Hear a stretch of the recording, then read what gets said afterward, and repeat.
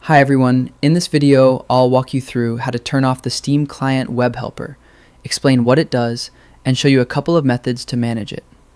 First, let's understand what the Webhelper is. It's a background process that powers web-based content inside Steam, things like the store, community pages, and profiles. It's essential for most features, so if you disable it completely, Steam won't function properly. To prevent Webhelper from automatically running when you start your computer, open Steam. At the top left, click on Steam and then choose Settings. Under the Interface section, uncheck the option that says Run Steam when my computer starts. This keeps Steam and Webhelper from eating resources right away. If you want to manually shut down the Webhelper while Steam is open, click the X at the top right of Steam. That won't fully close it, so instead, press Ctrl, Shift, and Escape on your keyboard to open Task Manager. Look under the S section for Steam Client Webhelper. Right-click it and select End Task.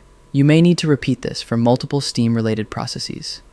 There is also an advanced way to block Webhelper completely, but I don't recommend it unless you understand the risks.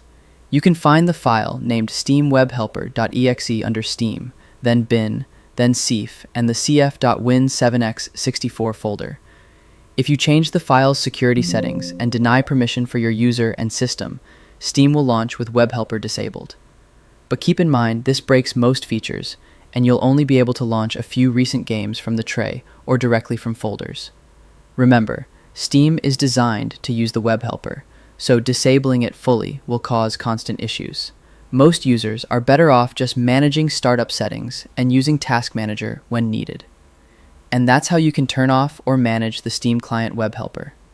If this video helped you, make sure to hit like and subscribe for more quick tech guides.